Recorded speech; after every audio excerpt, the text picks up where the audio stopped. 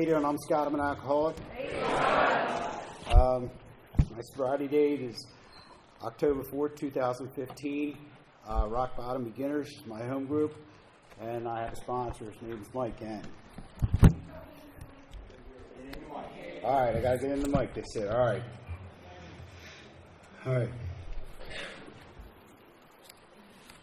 This is from page 47. This is on steps 2 and page 47. We need to ask ourselves but one short question. Do I now believe, or am I even willing to believe, that there is a power greater than myself? As soon as a man can say that he does not believe, or that he does believe, or is willing to believe, we apathetically assure him that he is on his way. It has been repeatedly proven among us that upon this simple cornerstone, a wonderfully effective and spiritual structure can be built. And at this time, I have the pleasure of introducing Henry M. from Miami, Florida. Let's welcome Henry.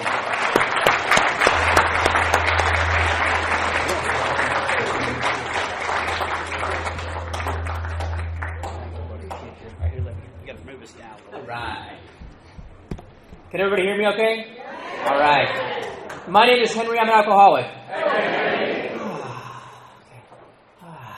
All right. Good to be here. My sobriety date is August 26, 2011. I'm a member of a home group. I previously was in Miami for 10 years until they got tired of me and took up a petition to kick me out. I now live in South America, in Medellin, Colombia, and my home group is the Medellin group. We meet Tuesday nights at 6 p.m. local time and Saturday morning at 9. If anyone's ever down there, look, come on by.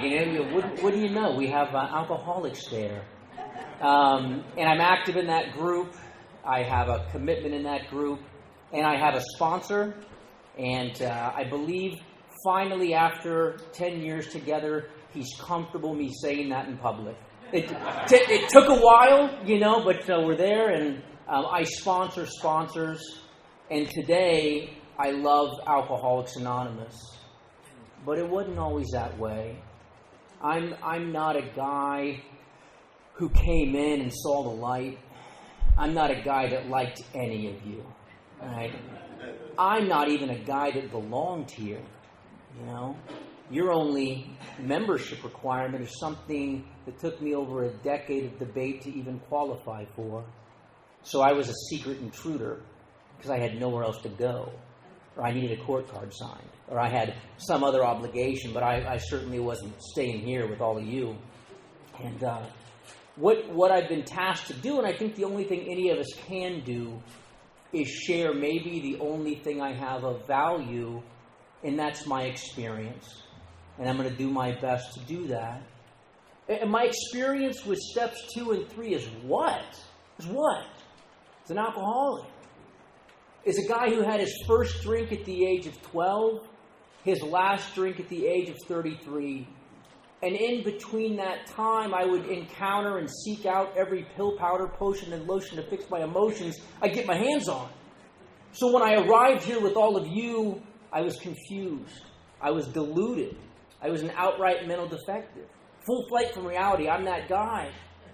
And I would come to discover, if I look at my life, it's like I was driving around the streets of Philadelphia with a map of Chicago, right? And I couldn't make a correct turn. And it never occurred to me to get a new map. I wanted to get out of the car and rearrange the buildings to fit my map. My map, right? And my sponsor calls that arguing with the truth. And he says people who argue with the truth get sick.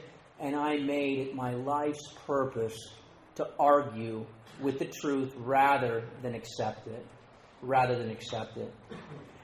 And so this prospect, this thing that we come into, Bob, thank you so much for your talk. I always love being with you. And it's been cool being up here in Pennsylvania. This is not an area I spent a lot of time in, but got to go to a noon meeting, which was pretty cool. It was actually a noon meeting in an old police station where my sponsor was once arrested.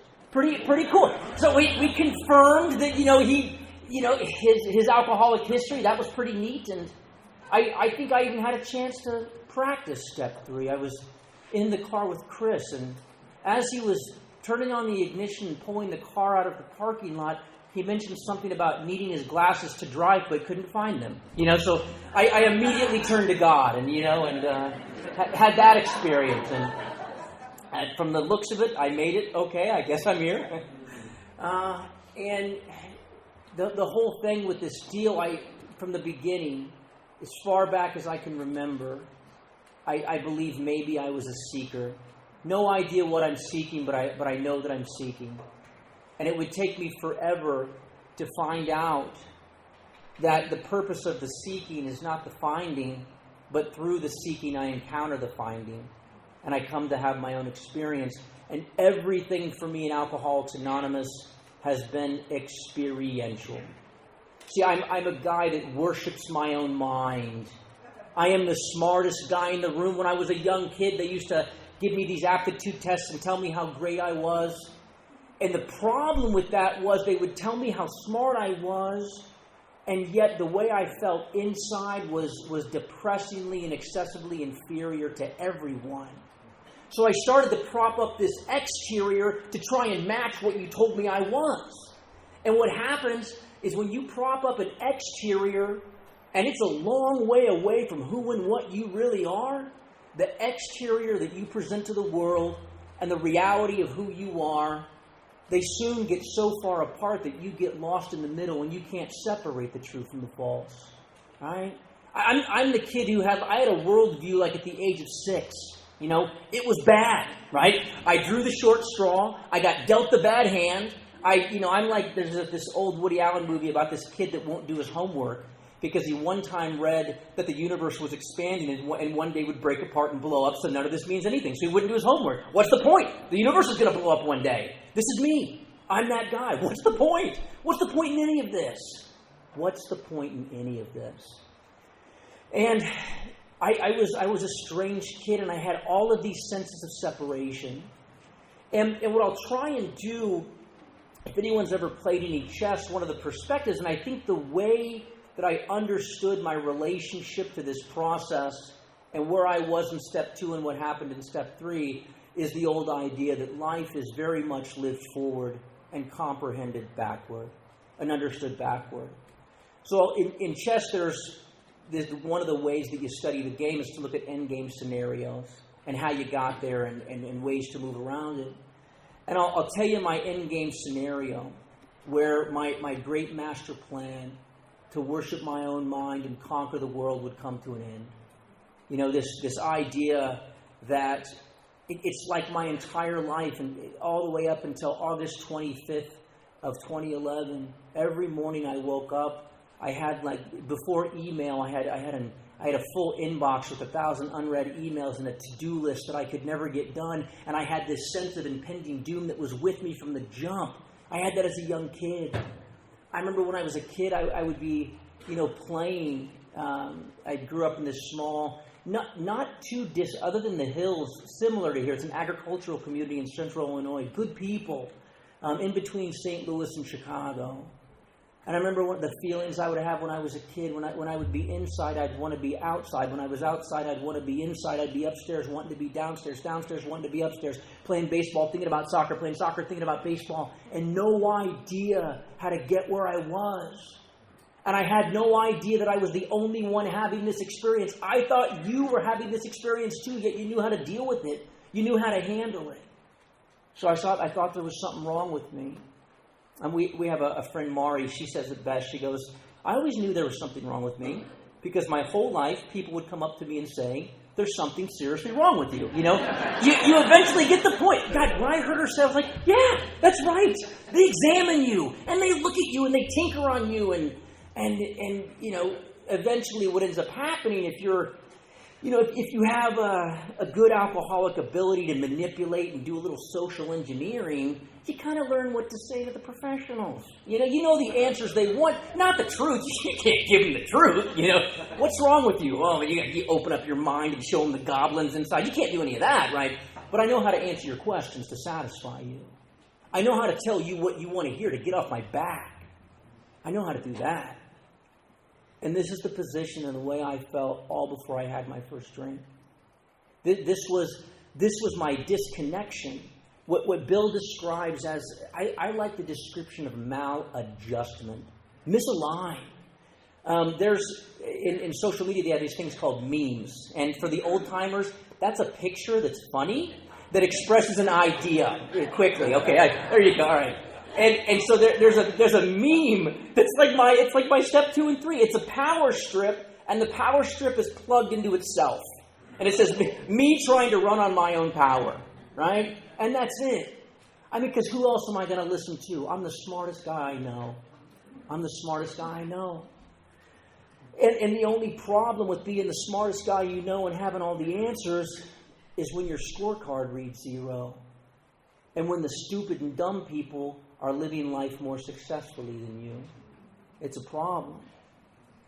So the way that Bill positions this proposition in step 2, it's a growing and developmental process in my experience. We put AA will meet you where you are. I think that's the beauty of AA, is I can make my approach and make my beginning no matter how far down the scale I've gone. Yet, we don't leave you there. And we don't lower the bar, eventually lower the bar of AA to keep you there. We lift you up to see what's possible in AA. And so I'm this strange kid, and I don't know what's going on. I had all kinds of weird stuff. I remember, I went to Catholic school, right? And they would take me there, and I'll share a couple of things with you that would ultimately become big barriers or complete dismissals between me and the prospect of God. Things that would have me dismiss and disallow the idea of a supreme benevolent being as an impossibility. So I also want to qualify that none of this is the reason I'm alcoholic, right? It may have loaded the gun and cocked it, but alcoholism pulled the trigger. My environment may have given me certain conditions, and I struggled for a long time putting this in proper perspective. I had periods of my sobriety where I dismissed this completely, and then when I was out drinking and I could draw a little sympathetic currency from it, I'd lean into it, whatever served me. So I grew up in this alcoholic household, and I'm going to church. So if you look at the data set or the balance sheet, I'm in the thing with the steeple and I'm in there a lot. Right? I'm reading that book a lot. I'm doing the Catholic calisthenics a lot. Kneel and dance and sing. I'm doing all that. So if you look at the facade of what I'm doing a lot. I'm an altar boy. I'm active in the church. I'm doing the Bible. I'm doing this stuff. Yet I feel nothing. Other than disturbance and annoyance. I feel disturbed and annoyed. And I got secrets, because I'm in this house, the house I grew up in. My old man was the hardest drinking man I ever knew, and it was conflicting because my old man was a Vietnam War vet, and he stayed in the military, stayed in the reserves when he got out. And like many of the guys who came back from that conflict, they came back with problems and alcoholism and addiction. And it was a time and an era where many of those things, weren't talked about as they are today. If you had a problem, you rubbed some dirt on it and kept it pushing. And my old man was like that. My old man was, God, you get this guy in his military, he looked like $1 million. He would fix up, we went to this classic car place and it brought back some memories. My old man would fix up these old cars in the garage. He was a trumpet player in a jazz band. He had more soul for any white guy I'd ever met. He was amazing. And I remember the music that I loved to this day, like Miles Davis, Charlie Parker, John Coltrane. He'd be listening to that music, fixing up those cars. That was my old man. Taught me how to throw and catch a baseball. He was the guy at the neighborhood picnic holding court with all the other dads, and he'd be telling jokes and laughing at him before he could finish them. He was charismatic.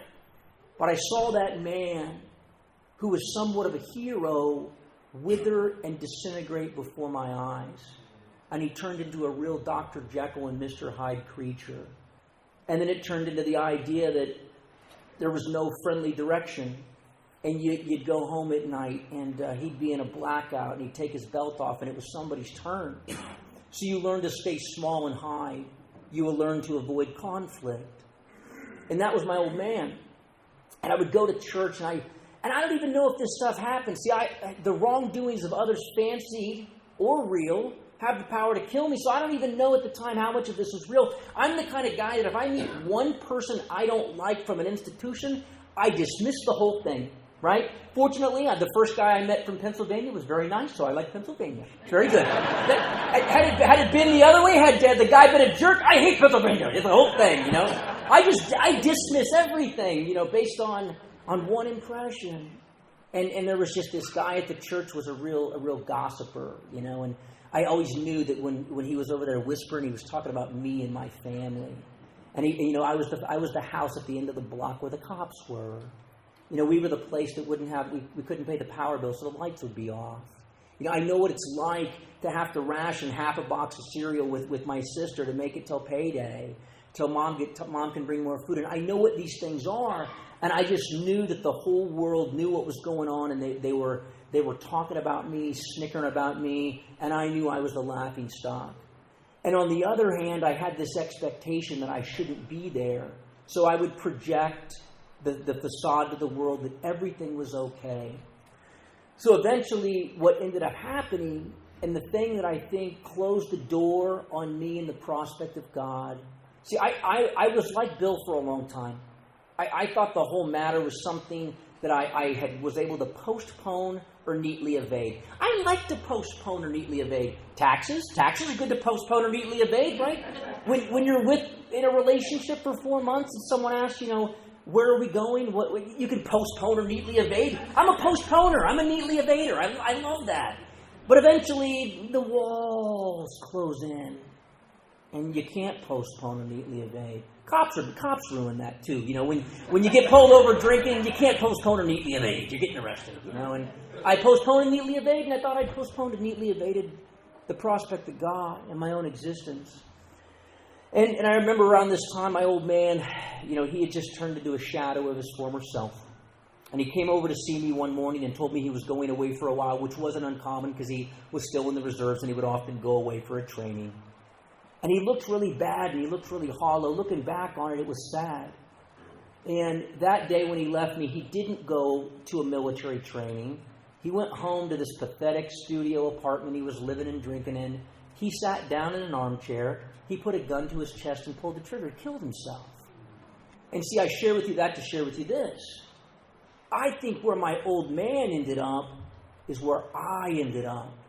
Bill writes about it in The Vision for You. He talks about this idea, this place, which I think is a prerequisite to even consider the propositions in step 2 and 3.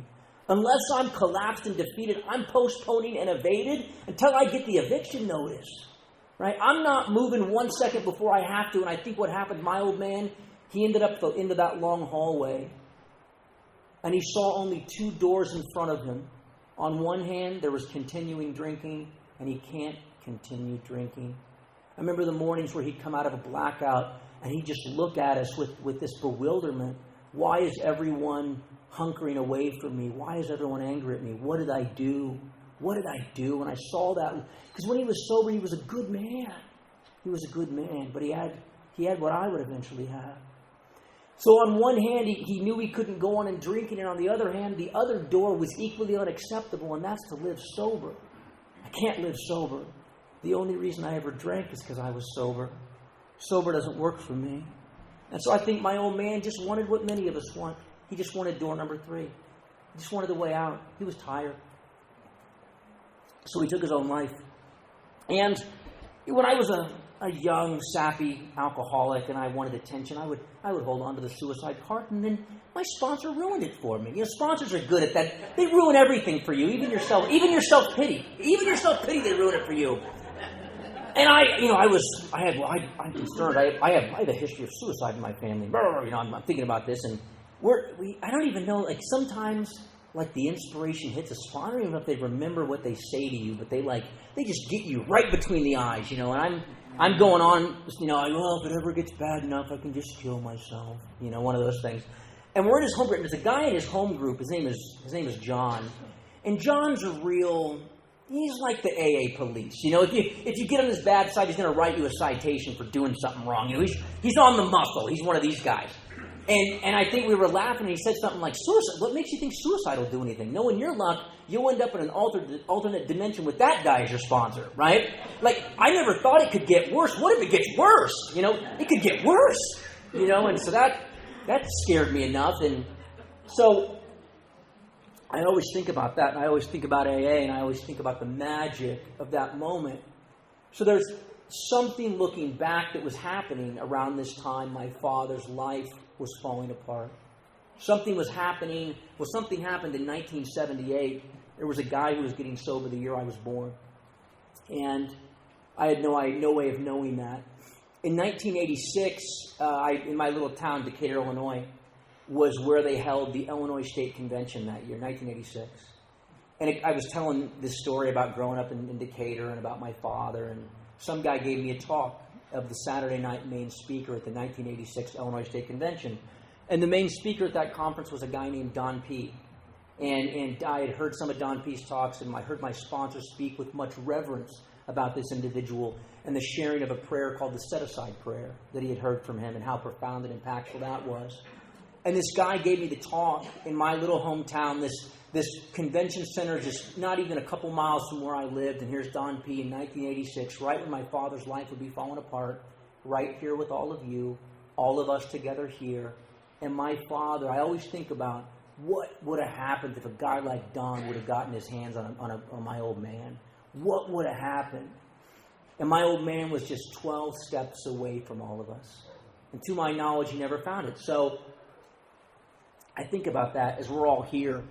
And I think about, we're out in the country a little bit, but if we're in Miami and in Medellin, you can throw a baseball and hit somewhere where there's maybe somebody who used to be with us, maybe somebody that was here one time, but they can't find the front door again. They can't find the entrance to AA again. Like, see, AA for me and this whole willingness to be able to enter the realm or the portal of step 2 and 3. It's like that movie Harry Potter, like where the kids, like there's a portal that opens up in the brick wall and all the kids go through. I think that's what AA is like. At some point in my life, the portal opens, but it may not be there forever for me.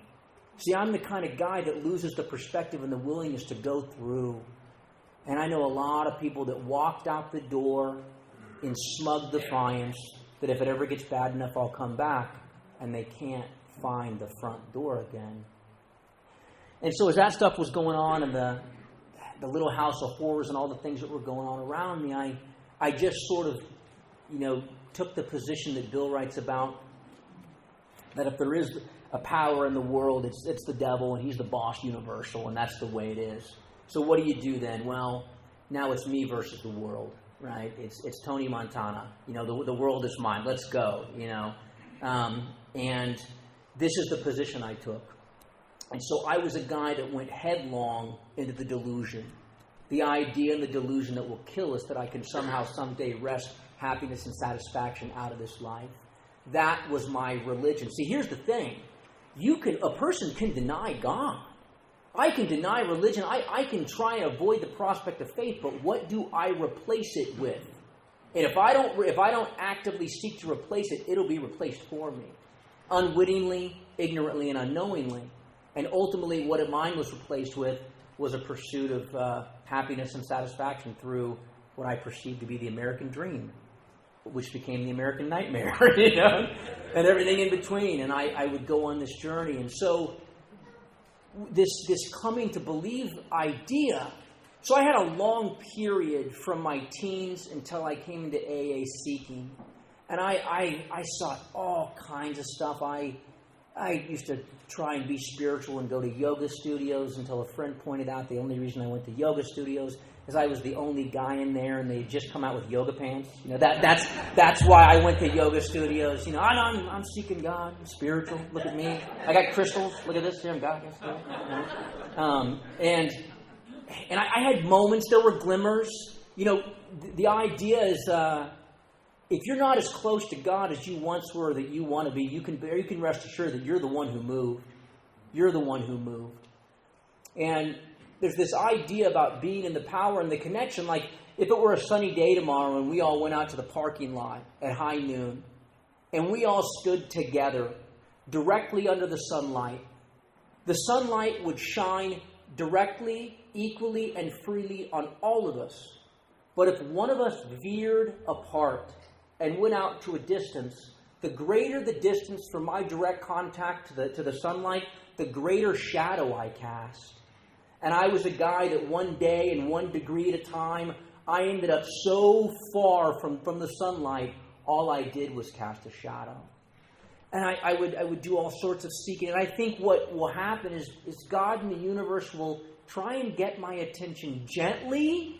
Maybe an arrest. I remember, hardcore criminal tough guy. I was arrested in the parking lot of a Whole Foods. It was a real gangster story. Some guy saw me. Here's the police report. The guy says, somebody called in your tag. Here's another gangster part of my story. They saw me getting loaded, at the Cheesecake Factory, right? The idea I was like 13 gin and tonics in on a Sunday morning, and tomorrow I'm going to get my life together, going to go back to the gym, got to get my stuff for my kale cleanse, so off to Whole Foods I go, and and I remember I was arrested in the Whole Foods parking lot, and like in that moment, there's a moment of clarity. You'll get my attention for a minute. I'll have a moment of grace and willingness, but my old fierce determination comes roaring back. And when that didn't get my attention, the universe turned up the volume. And one time I was back down in Phoenix on a work thing driving.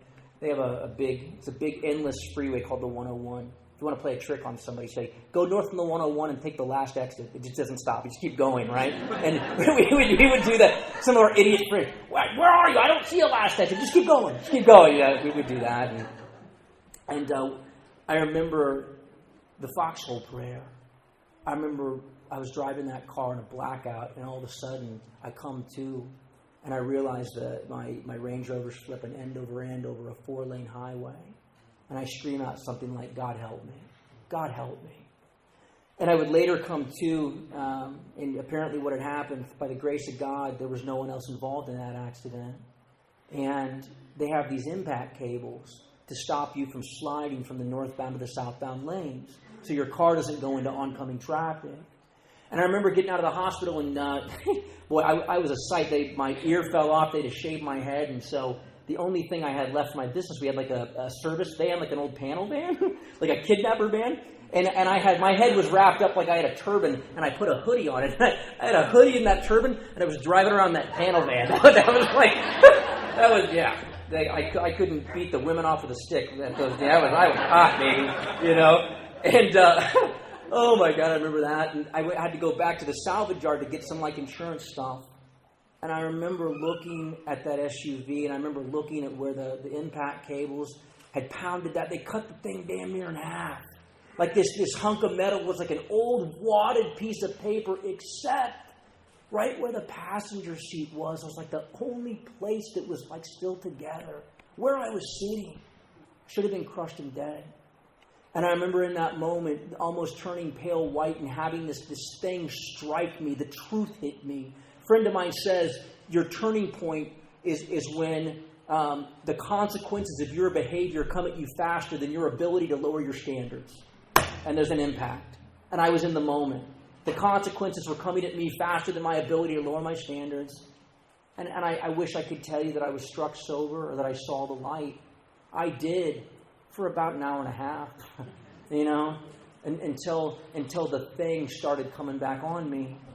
And so that's the way it would continue. And so if I'm understanding what I got going on here, we all arrive here, into this impossible situation, life.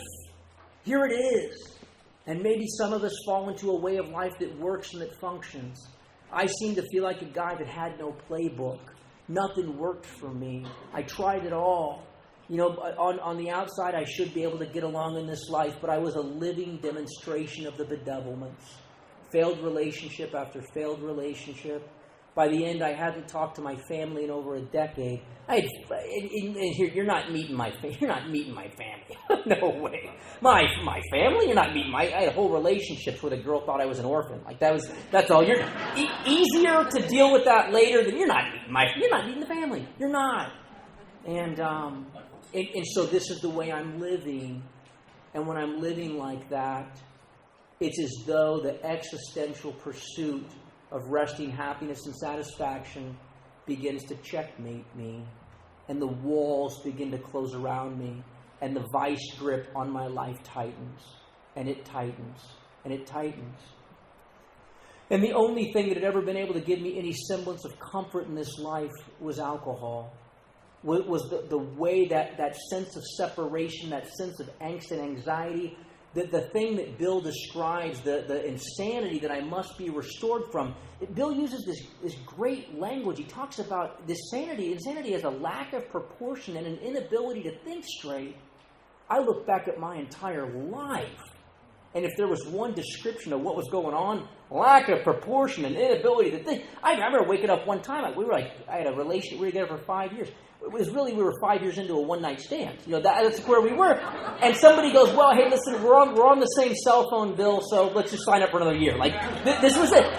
Lack of proportion, inability to think straight, smashing cars, can't make a living, lack of proportion, inability to think straight. Easier to lie about your family than confront with lack of proportion, inability to think straight. The entire Catholic Church and God are worthless, lack of proportion, inability to think straight.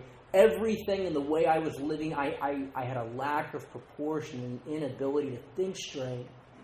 And then I look at the demonstration of that as it applies specifically to my alcoholism and the most deadly and fatal thing I got going on.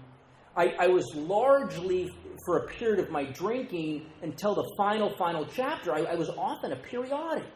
I would have these periods of forced abstinence. I would do these extreme things to demonstrate to myself and the witnesses that I was okay, that I could control this. Became a runner and would train for marathons. And I remember training for the New York Marathon. And I put together about 8 months of not insanely crazy drinking, only drank, every now and then. But I was the most miserable person you could ever be around. And this idea and this insanity was something like this. And this particular experience would play out again and again and again. This is just one example. I'm coming back. So the New York Marathon, you start and you go over the bridge from Staten Island into Brooklyn, and you go through all the boroughs. And as you're finishing, you come down through Central Park. It's a gorgeous day. I'm feeling somewhat satisfied that I've kept my commitment, and I've proven to myself, and especially the naysayers, I'm not alcoholic. I just ran the New York Marathon. I just trained for 8 months. What are you talking about, right? Get off my back. Get off my back. I had evidence now. And I remember, and you finish, and they have a little area where you may have stored some items. You can go pick your stuff up. And I remember walking through, and they had this one area of sponsors and vendors for the race, and they had a couple beer tents, right? And I haven't drank in a while, and I'm pretty confident now that I've got a good grasp on my relationship with alcohol, and I don't need it anymore. I just ran a marathon. Everything's good. And then I'm passing by, and I see those Guinness pints. They had the balloons of the 2 Guinness pints, right? And I think to myself, well, I just did run a marathon. I might be carb depleted. It can't hurt to get a few carbs back in me. I don't want to cramp up after all. Guinness doesn't have that much alcohol. It's more like a milkshake. Why not try one, right? And I've got plans the entire next week to stay in the city and see friends, people I've made plans with. I would proceed to take the first little sample, and I would proceed to hit all the tents, and I would proceed to pop into a few bars from Central Park West and whatever that is, in the 70s or 80s, not too far from Towns Hospital, funny enough. And I would make my way back to my hotel by Columbus Circle, and I wouldn't leave the thing till I went to the airport 4 days later, getting more booze. And it all happened that quickly. And see, the whole thing, the lack of proportion, the inability to think straight, the thought just comes into my mind. And I have countless examples of that where I ended up drinking against my will. If you would have sat me down to have a discussion, I would have sworn it off. I knew what it did to my father. I know what it's doing to me. I can't do this anymore. I'm never going to drink again, and yet I'm drinking again. What is that? And so I begin to make my approach, and the end game for me, the final turning point, I was down in Miami. I'd been out in Las Vegas for a period of time, and I knew Las Vegas was my problem. That's an easy story to pitch, right? Las Vegas is the problem. Everybody buys it. I mean, who's going to argue with that? Vegas is the problem. So I wanted to go somewhere quiet, somewhere slow, a little less crazy than Vegas. So I went down to Miami, to take it down a notch, And I ended up down in Miami. And I have some kind of comical experiences with, I'm going in and out of AA at this point. And I'm the worst kind of person in AA because I don't want to hear anything from any of you, but I'm still coming to your meetings. And if it's an open meeting or a raised hand sharing meeting, my hand's going up, and I'm going to power share nonsense. And I'm the kind of guy that I end up sponsoring now. I was that kind of guy. And I just remember this period and this transition and this idea and where things started to change in AA. And in this movement from this idea in step 2, this experience of coming to believe the things that I would encounter that would start to connect the dots for me, the things that would start to illuminate the light. And see, I don't believe that coming to believe ends the moment I'm able to transition into AA. I believe maybe all of us will be coming to believe until our very last breath, and maybe even beyond. Coming to believe through experience, not through intellect, not through debate, but through my own experience. And there were some things that had happened in AA that were undeniable. Bob talked a lot about that last night and today. This idea that when I assess my problem through my lack of proportion and inability to think straight, I got my map of Chicago, I'm in Philadelphia, I can't make a correct turn, and then I look at the steps and they look, have you ever seen anything more stupid in your life than like what you're suffering? I need an unsecured bank loan and a free lawyer. Like that's what I need. You want to help me, give me that, right? Steps, this is ridiculous. And none of it matched up. It didn't make any sense. But I would be put in the path of some people in AA that would push me into actions. See, this concept, this divine alchemy in step 2 into 3, it's like, you remember those old class projects where you'd make the clay volcano and you'd do like baking soda and the vinegar and it would, with food coloring, and the volcano would erupt? See, that when you combine the 2 ingredients, there's an activation. There's a chemical reaction. There's an agitation. And see, the adjutant in Alcoholics Anonymous that combines the power that's possible with my ability to access it is the action I take. My own action is the activator or the adjutant in the chemistry to make this thing come alive. And I'm resistant. I don't want to take any action. These are actions I don't believe in. They look stupid.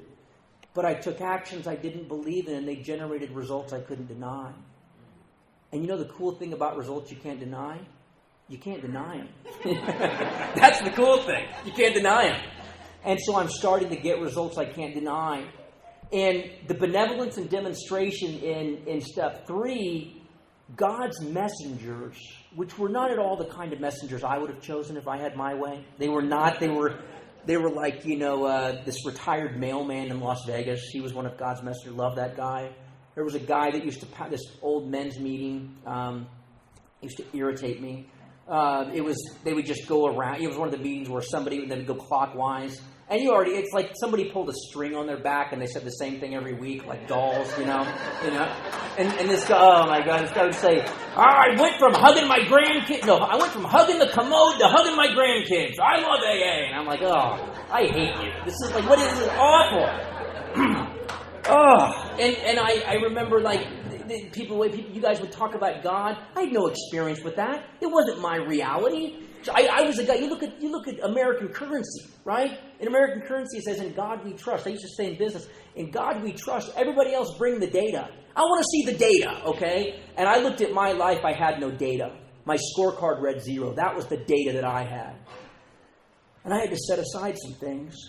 And I remember there were a couple of experiences. I went to this one meeting over on the east side of Las Vegas. I did most of my drinking kind of over in somewhere on the west side. And so no one would recognize me in my homeless attire and bathrobe. I had to go to meetings on the east side, to keep up my stellar reputation, And I go to this meeting. It was the kind of meeting where somebody showed up 30 seconds before the meeting, and they said it was a big book meeting, but there was no big book. There were just these normal-sized blue ones, so that was stupid.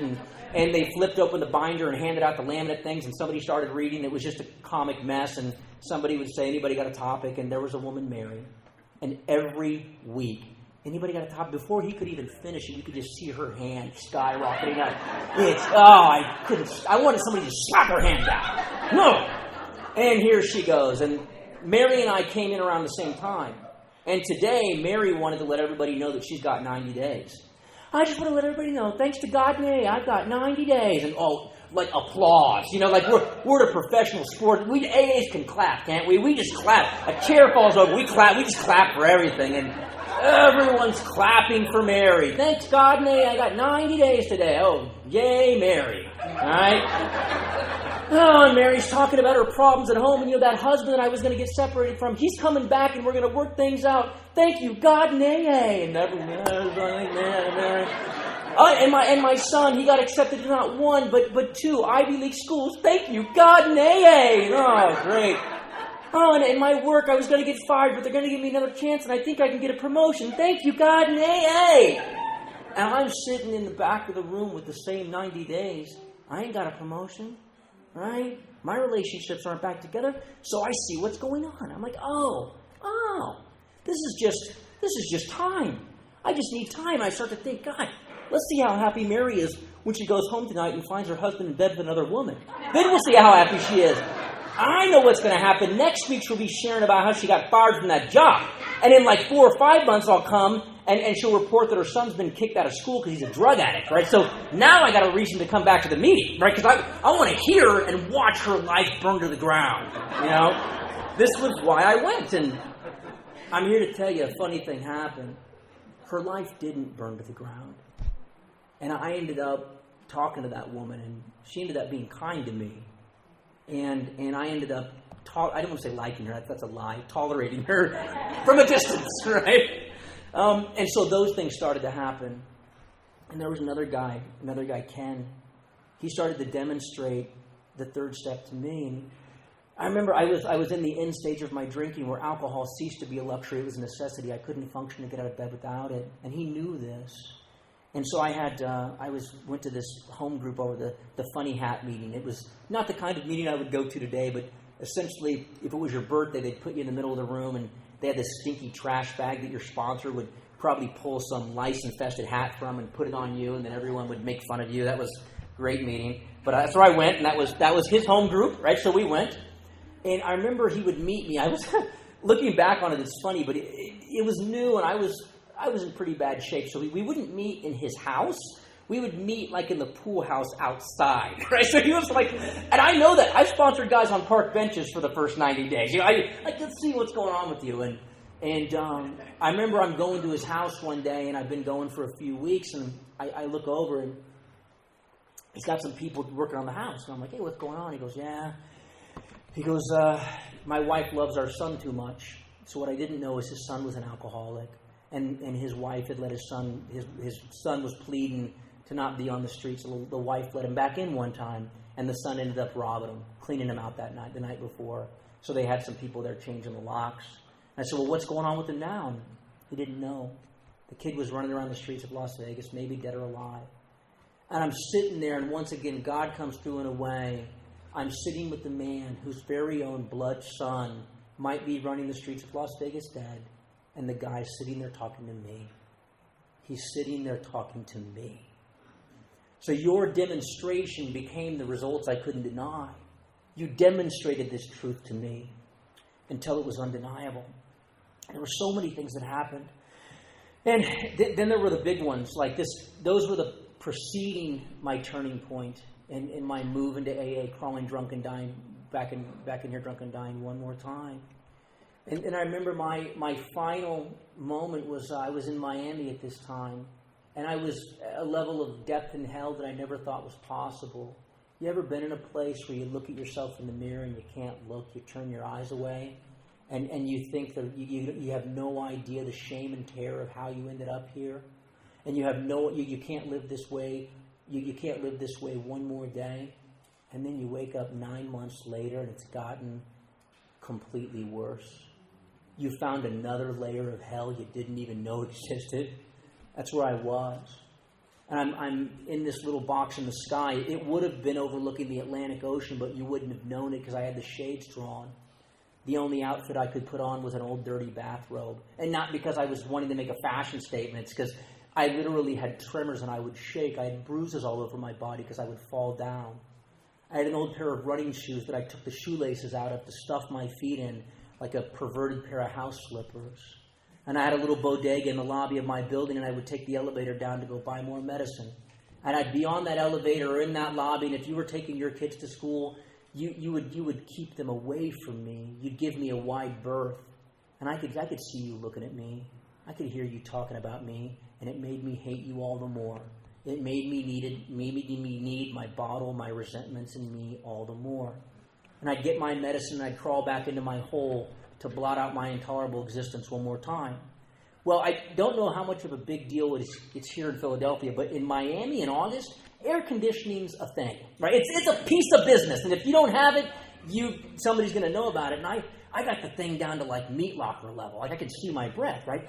But I'm like physically addicted to alcohol, so I'm sweating profusely. And something doesn't make sense. It's like the AC's at like 58, 60, and I'm sweating like crazy. I'm sweating through my bed sheets every night. There must be a problem with the AC, right? So I conduct my business like a professional around 10 a.m. right before I black out, and I dial up the guy for the building, and I'm like, I need a service call. Something's wrong with the AC. Right? I'm sweating in here, right?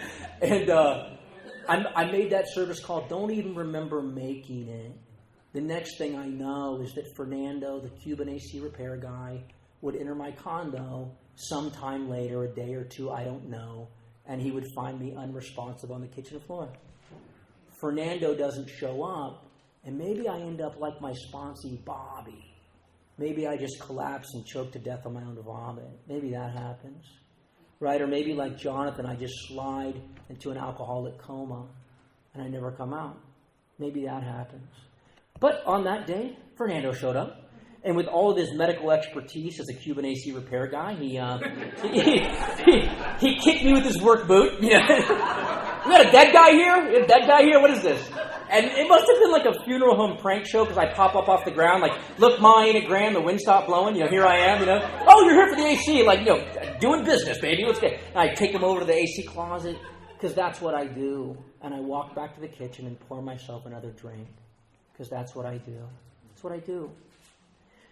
And I had done that many times, those moments where the moment I have consciousness, I must drink. One time I fell backwards off a boat, not even 6 inches from the back propellers. Almost everybody thought I died. I got out of the water, they started clapping, and I poured myself another drink. I got one answer for everything. Pour myself another drink. But what do you do when the one answer you have for everything is the one problem you have for everything? What happens when pouring yourself another drink doesn't turn out to be pouring yourself another drink? And I would make my approach crawling drunk and dying back into AA one more time. And something strange had happened. This idea that God doesn't make too hard of terms with those who seek Him. I don't even know that I was seeking. This was not a virtuous pursuit. I just was at a place where the one element of surrender, I think that in the sponsorship experience that I have, if I can get a person to say one thing, there's daylight. If I can get a person to admit or say, I don't know. I don't know. I don't know. Because in all my experience with sponsees around steps 2 and 3, there tends to be 3 types. You have the bigot, right, that knows everything, that's defiant and unwilling to consider alternatives. The guy who knows everything, knows God doesn't exist, and is just full of himself. Then you have an even more difficult case, which is the pious type, who's been around God and knows all about God and knows more about God than you do. And that person can't access God because of his own ego and own being full of himself and blocked in that way. And then eventually you have the person who becomes, through pain and collapse, sweetly reasonable, where I can consider a possible alternative.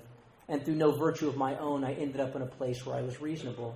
And the breadcrumbs and the lights Like, you ever been in one of those old high school gymnasiums with the old, I think they're halogen lights, where you flip on the lights and about 45 minutes later the gym fills up with light? That's been my experience with God. Like, August 26, 2011, somebody flipped the lights and like, all right, 10 years later I can see across the room. It's been like that in many ways. But there were a couple of things. There's still two quick last things about this part of the journey. There was one where I had been making amends. I had started to make amends, and some undeniable things. You know, when you poke the universe and unprovoked it pokes you back, that's cool. That's cool. And that's what we do here. See, that this idea, there was, I think I'll always consider him my grand sponsor, but Clancy would rearrange my maladjustment to what I'm suffering from. And he would talk about this idea that a chronic alcoholic like me is not someone whose problem is alcohol. A chronic alcoholic like me is someone whose answer or solution is alcohol. So if alcohol is my answer, what's the question? What's the question? And that's what I get to find out here. And I meet this, I met at this Brickell Noon meeting. And this meeting I was going to in Miami. And this woman's passing through, just a traveler, like any old AA meeting, just pops in. And I don't know about you guys, but when I'm drinking, I like to give away gifts and prizes that I'm never going to fulfill on. You ever do that, right? You're chumming with your pals. I'm going to do this for you today. I'm lying. You should know I'm lying. How dare you expect me to fulfill on what I told you I was going to do? We were drinking. And I'd made all these promises, and it was time. I was going to make one right. My childhood best friend, we grew up playing soccer. We're big fans of this English Premier League team, Manchester United. Always promised him I would take him for his birthday. I missed like 8 birthdays. I'd re-gift the same thing every time. Right? Come on, how ungrateful you are for this gift I'm giving you that I'm not really giving you. So now like I'm finally going to make good on it. And I'm going in a week, and this woman Annie comes to the meeting, raises her hand, visiting from London. Hey, I'm going to London. And I go talk to Annie. She gives me her email. I don't think she'll respond, but I send her an email. Sure enough, you're going to be in town next Friday. Why don't you come to my home group? And all of a sudden, I begin to connect the dots, and I show up to London, first time in sobriety, and I go to this old Friday night meeting in Eaton Square, and there's Annie welcoming me into her home group. And I sit down in the meeting, and there's a woman in the front cheering, and she begins to share. And it's a woman who got sober in Miami in the group that I used to attend. And we know all the same people. Who choreographed? Who arranged? Who put the pieces in place for a blind guy like me to be able to see? And I'm walking back through, I'm staying just north of Hyde Park, and I'm walking back through listening to some AA talks, and listened to one of a guy who's my sponsor to this day. It's a story that he has shared.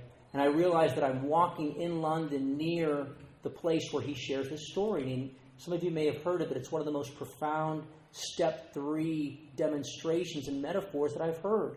He talks about this area of London in Westminster Abbey and near Trafalgar Square, where 100 years or so ago, there were these old lampposts or light posts that would line the streets of central London. And those lampposts used to be gas operated. And essentially there was an old steel pole with a box inside. And there was a lamplighter, and his job would be to go lamp by lamp, open the door, turn on the pilot light, and put the gas into the lamp and light the lamp. And he would go throughout central London lighting the lamps.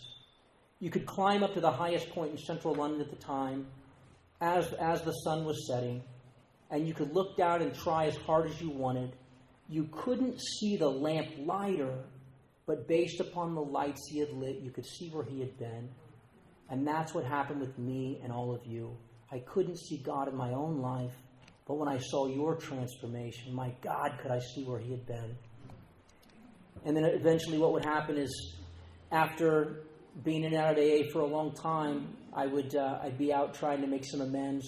About a year sober, a guy that was my sponsor prior to Bob, and I'll talk more about him in the steps tomorrow, but a guy changed my life, and I'm out, and I'm not really working with him anymore because we're doing business now, and I'm kind of leaving AA, and I'm scared because it's the first time I've gotten any semblance of connection to all of you. And I'm out in Las Vegas, and I make a plan, and I say to myself, if I don't feel any better when I get back to Miami, I'm going to drink. I can't live like this. I know I can't drink now. If I drink now, I ain't getting on the plane. I know that. And I've bragged to my girlfriend's family how great and sober I am, so my ego saved me one more time, you know. And so I make a deal with myself that I'll drink when I get back to Miami if I don't feel any better. So I call the Las Vegas Intergroup and I ask for, you got a meeting? Let me try a stupid meeting to maybe I'll get my mind off myself for an hour. And they give me an address. It's a Friday night and they tell me to go over to this area. Las Vegas has the main strip, right? And at the north end, you've got Old Fremont Street. And in between, you've got this hotel tower called the Stratosphere. And a few blocks east of the Stratosphere, there's a street corner called 6th and St. Louis. And there's a Lutheran church, or a church that sits on that street corner. And that's where the Friday night meeting was. And I went over to that meeting, and I thought I was going to be there on time, which meant 5 minutes late, so I could avoid all of you. That's how I like to go. But I made a mistake with my watch or something. I wasn't 5 minutes late. I was 55 minutes early. You know the kind of weirdos and freaks that are at AA 55 minutes early? Like, oh my God, those people, right? And they spot me. So I can't leave, and there I am, and oh my God. So I go, I'm going, and I go, and I walk up, and there's a guy standing in the hallway. It's a cold December Vegas night. He's got an overcoat on. It kind of looks like an undertaker, which was appropriate for how I was feeling. And he just puts his hand out and goes, "Hey, my name's Bob. How are you?" And that would be a domino. That would be a dot that was connected. And I ain't saying he tried to tell me things other people hadn't tried to tell me before. I'm just telling you, it was when the student's ready, the teacher appeared. And that man was able to thread my needle and ring my bell. And I could hear him. And when you can see, you can see. And when you can hear, you can hear. And I was able to hear him. And so I followed him around like a lost puppy, and eventually like a junior high school student asking a girl to a dance. I got all shaky and asked him to be my sponsor, and thinking that I would never call like most people, I think he reluctantly said sure, and then I stalked him for the next, how many ever months, and we began a journey. And he pushed me into the center of AA and showed me a way of life here that I never thought was possible. So if you're new or making your approach, here's what I can tell you. There's an old idea that the figures don't lie and the liars don't figure. And in my spiritual awakening, my sponsor's spiritual awakening, anyone else's spiritual awakening is no replacement for your own spiritual awakening. All we can do is point our finger and light the path, and you have to walk the walk. But I can tell you this, that if you come here, even defiantly, even in disagreement, and you take these actions, you'll be able to access a power that you didn't think was possible, and it'll change your life forever. Thanks for letting me share.